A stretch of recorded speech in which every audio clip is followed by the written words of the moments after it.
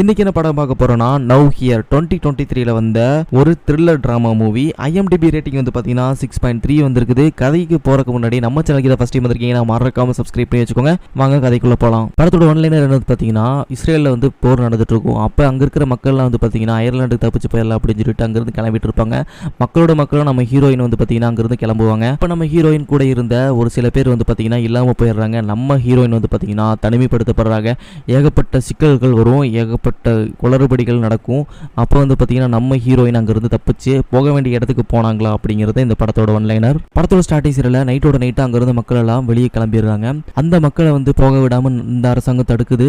அப்போ ஒரு கலவரம் ஏற்படுது. எதனால வந்து மக்கள் எல்லாம் அங்கிருந்து போறாங்கன்னா, உணவு பற்றாக்குறை காரணத்தினால, போதுமான உணவு கிடைக்காத காரணத்தினால அங்கிருந்து கிளம்ப முயற்சி பண்றாங்க. அது இல்லாம பாதுகாப்பு ரொம்ப குறைவாக இருக்க காரணத்தினால அங்கிருந்து கிளம்பலான்னு முயற்சி பண்ணிடுறாங்க. இந்த நாட்டோட அரசாங்கம் ஒரு முடிவு எடுக்கிறாங்க. என்ன முடிவுனா, வயசானவங்களையும் குழந்தைகளையும் வந்து முடிச்சு கட்டிடலாம் பிளான் பண்ணிடுறாங்க. ஏன்னா வந்து பார்த்தீங்கன்னா அவங்களுக்கு அதிகமான உணவு தேவைப்படுறதுனால அவங்கள முடிச்சு கட்டிடலாம் அப்படின்னு சொல்லிட்டு பிளான் பண்ணிட்டாங்க அந்த அரசாங்கம். இதை தெரிஞ்சுக்கிட்ட மக்கள் அங்கிருந்து கிளம்பலான்னு முயற்சி பண்றாங்க. அங்க லோக்கல்ல இருக்கிற புரோக்கர்கிட்ட வந்து பார்த்தீங்கன்னா பணத்தை கொடுத்து அங்கிருந்து கிளம்புறாங்க. எப்படி கிளம்புறாங்க வந்து பார்த்தீங்கன்னா, ஒரு ட்ரக்ல கண்டெய்னருக்கு பின்னாடி ஒளிஞ்சிட்டு எல்லாம் கிளம்புறாங்க. அப்படியே அங்கிருந்து கிளம்பும் போதுல வண்டி திடீர்னு ஸ்டாப் ஆகுது. அப்போ நம்ம ஹீரோ வந்து பார்த்தீங்கன்னா என்ன ஏது அப்படின்னு சொல்லிட்டு போய் பார்ப்பாரு. அப்போ வந்து பார்த்தீங்கன்னா இவங்க பணம் கொடுத்து கிளம்பினா பார்த்தீங்களா, அந்த குரூப்போட ஒரு சில பேர் வந்து பார்த்தீங்கன்னா அந்த ட்ரக்கில் அதிகமான ஆட்கள் இருக்கிறதுனால இன்னொரு ட்ரக்கில் வந்து பார்த்தீங்கன்னா பாதி பேர்த்தை ஏற்றலாம் அப்படின்னு சொல்லிட்டு ட்ரக்கை ஓப்பன் பண்ணுவாங்க. அப்போ நம்ம ஹீரோ வந்து பார்த்தீங்கன்னா முன்னாடி இருக்கிற காரணத்தினால அவரையும் பிடிச்சி அந்த ட்ரக்கில் ஏற்றிடுவாங்க. அப்போ நம்ம ஹீரோயின் வந்து பார்த்தீங்கன்னா ஃபீல் பண்ணுவாங்க. ஏன்னா வந்து பார்த்தீங்கன்னா நம்ம ஹீரோயின் வந்து பேக் சைடில் இருப்பாங்க. நம்ம ஹீரோ வந்து பார்த்தீங்கன்னா என்ன ஏதுன்னு பார்க்க வந்திருப்பாரு பார்த்தீங்களா. அதனால் முன்னாடி இருக்கிறதுனால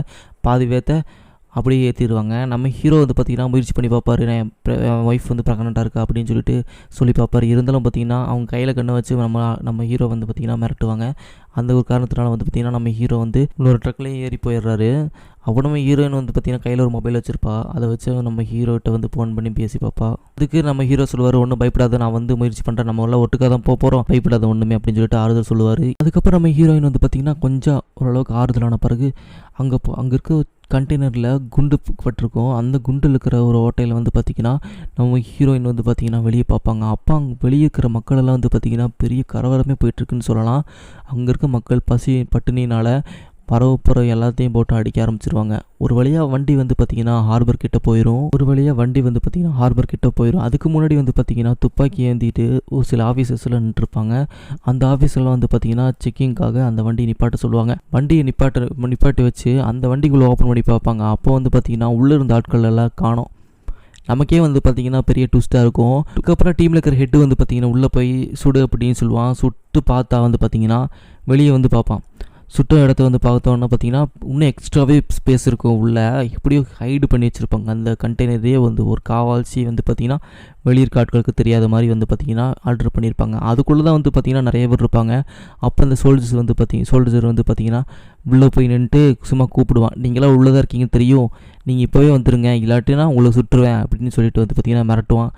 அது இல்லாமல் வந்து பார்த்திங்கன்னா சென்டிமெண்ட்டாக சொல்லுவான். என்னென்னு சொல்லுவான்னா, நீங்கள் வெளியே வந்தீங்கன்னா வந்து பார்த்திங்கன்னா உங்களுக்கான வசதிகள்லாம் பண்ணித்தரோம் அப்படின்னு சொல்லும்போதில் வந்து பார்த்திங்கன்னா கொஞ்சம் நேரம் அப்படியே வந்து அமைதியாக இருக்கும். அப்போ அந்த கேப்டன் வந்து பார்த்திங்கன்னா சுடப்போகிற அப்படின்னு சொன்னோன்னா ஒரு ஆள் மட்டும் வந்து பார்த்திங்கன்னா ஒரு பொண்ணு மட்டும் வந்து ஓப்பன் பண்ணி காமிச்சோன்னே வந்து பார்த்திங்கன்னா நம்ம ஹெட்டு வந்து பார்த்துட்டு டக்குன்னு எல்லாத்தையும் சுடு அப்படின்னு சொல்லிடுவான். அதுக்குள்ளே நம்ம ஹீரோயின் வந்து பார்த்திங்கன்னா மேலே ஒரு பாக்ஸ் மாதிரி இருக்கும். அந்த பாக்ஸ் மேலே ஏறி வந்து பார்த்திங்கன்னா நம்ம ஹீரோயின் வந்து பார்த்திங்கன்னா ஹைட் ஆன பிறகு வந்து பார்த்திங்கன்னா கீழே அப்படியே பார்த்துட்ருப்பா. அதுக்கப்புறம் அந்த ஹெட்டு வந்து பார்த்திங்கன்னா எல்லாத்தையும் சுட சொல்லிடுவான். அங்கேருந்து ஆட்களை பாரபட்சமாக்காமல் கொண்டுருவாங்க. இன்னும் முடிச்சுட்டு போகலான்னு சொல்லிட்டு நம்ம ஹெட்டு போகும்போது வந்து பார்த்திங்கன்னா ஒரு அலறு சத்தம் கேட்கும்.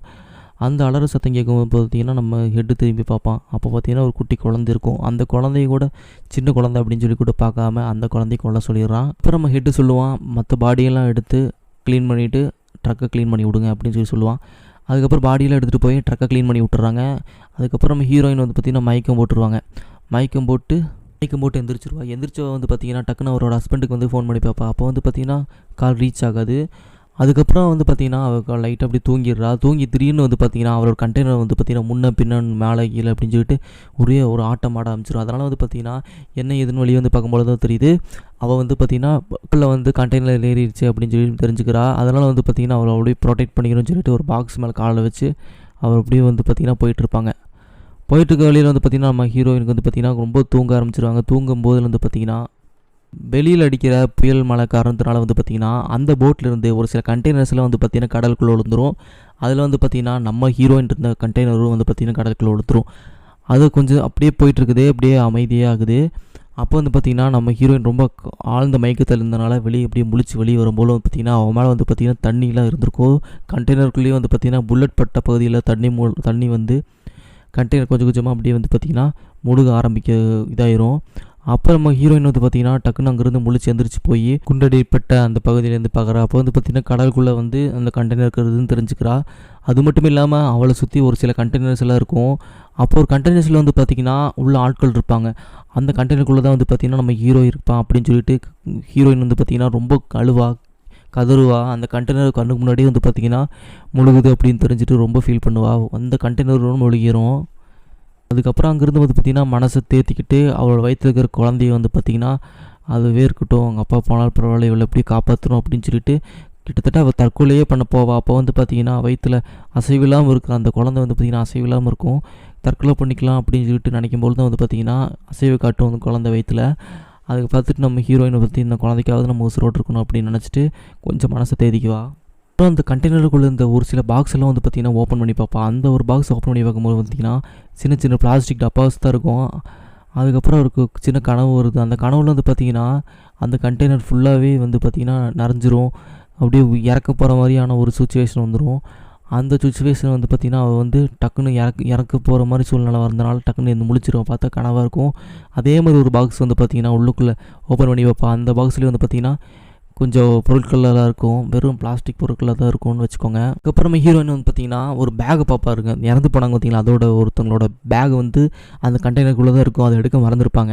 அந்த கண்டெய்னரில் வந்து பார்த்திங்கன்னா அந்த பேக் எடுத்து ஓப்பன் பண்ணி பார்க்குறாங்க. அதில் வந்து பார்த்திங்கன்னா ஒரு சில வாட்டர் பாட்டில், டேப்பு, கத்தி அந்த மாதிரிலாம் கிடைக்கும். அதை வந்து எடுத்து வச்சுக்குவாங்க. முதல்ல தண்ணி கண்டெய்னருக்குள்ளே வர காரணம் என்ன, புல்லட் பட்டிருக்கு. அந்த இடத்துல வந்து பார்த்திங்கன்னா கிடைச்ச டேப்பு கொண்டு போய் விட்டுவாங்க. முதல்ல ஹீரோயினோட மொபைலை வச்சு நம்ம ஹீரோக்கு வந்து கால் பண்ணுவார். அப்போ வந்து பார்த்திங்கன்னா கால் போகாது. என்ன பண்ணுறது அப்படின்னு சொல்லிட்டு யோசிச்சுட்டு இருக்கோம். டக்குன்னு வந்து பார்த்திங்கன்னா ஒரு அலை அடிக்கும். அந்த அலை மூலியமாக வந்து பார்த்திங்கன்னா கையில் இருந்த மொபைல் ஃபோன் வந்து பார்த்திங்கன்னா தண்ணிக்குள்ள விழுந்துடும். அதனாலே இந்த ஃபோன் வந்து பார்த்திங்கன்னா கெட்டு போயிடும்.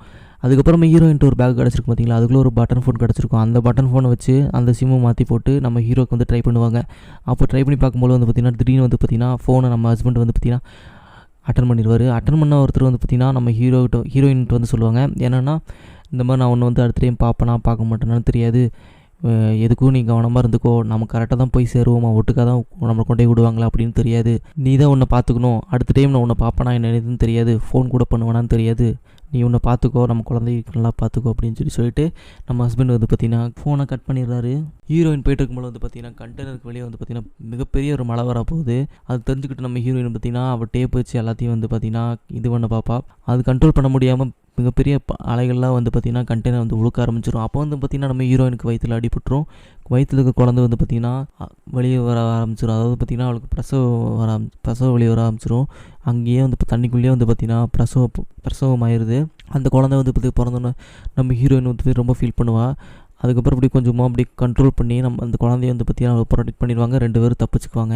தப்பிச்சபடியே போயிட்டு இருக்கும்போது நம்ம ஹீரோ வந்து பார்த்திங்கன்னா என்னடா இது வாழ்க்கை அப்படின்னு சொல்லிட்டு யோசிச்சுட்டு இருக்கும்போது அவள் கையில் வந்து பார்த்திங்கன்னா ஒரு பேக் கிடச்சிருக்கும் பார்த்திங்களா, அந்த பேக்குள்ளே ஒரு கத்தி இருக்கும். அந்த கத்தியை வச்சு மேலே வந்து பார்த்திங்கன்னா மிகப்பெரிய ஒரு ஓட்டை போட்டு அதில் மேலே ஏறி உட்காரும்போது தான் நம்ம ஹீரோயின் வந்து பார்த்திங்கன்னா உசையே வருது. அதுக்கப்புறம் நம்ம ஹீரோயின் வந்து பார்த்திங்கன்னா போயிட்டுருக்க வழியில் வந்து பார்த்திங்கன்னா அந்த கண்டெய்னர் வந்து பார்த்திங்கன்னா முழுக ஆரம்பிச்சிரும்.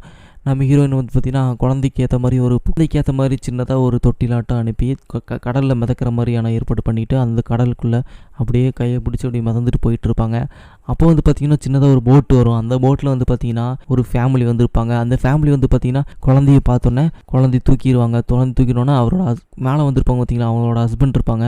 அந்த ஹஸ்பண்ட் வந்து பார்த்திங்கன்னா பார்த்துட்டு உள்ளே தூக்கிட்டு வந்த பார்த்திங்கன்னா முதலுதவி கொடுப்பாங்க. கொடுத்த உடனே பார்த்திங்கன்னா நம்ம ஹீரோயின் வந்து முழிக்கிறாங்க. முழிச்ச உடனே ஒன்றுமே அவங்களுக்கு புரியாது, இது பிரம்மையாகவே இருக்குமோ அப்படின்னு சொல்லிட்டு கொஞ்சம் யோசித்து பார்ப்பாங்க. அப்போ தான் தெரியுது அவங்களுக்கு வந்து நம்ம தப்பிச்சிட்டோமா, நம்ம வந்து தப்பிச்சுக்கிட்டோம் அப்படின்னு சொல்லிட்டு அப்படியே ரிலாக்ஸ் ஆகி அப்படியே இப்போ தான் புரிய வருது அவங்களுக்கு. அதோட படம் வந்து முடியுதுங்க. நம்ம ஹீரோ சாருக்கு என்னாச்சுன்னு தெரில, ஒரு வேளை அவர் வந்து வேறு பக்கம் போயிருந்துருக்கலாம், இல்லாட்டி இறந்து கூட போயிருந்துருக்கலாம். அதை பற்றி இந்த படத்தில் எதுவும் காமிக்கலை. அந்த கடைசியாக ஃபோன் கால் பண்ணியிருப்பாங்க பார்த்தீங்களா, அது மட்டும்தான். தேங்க்யூ.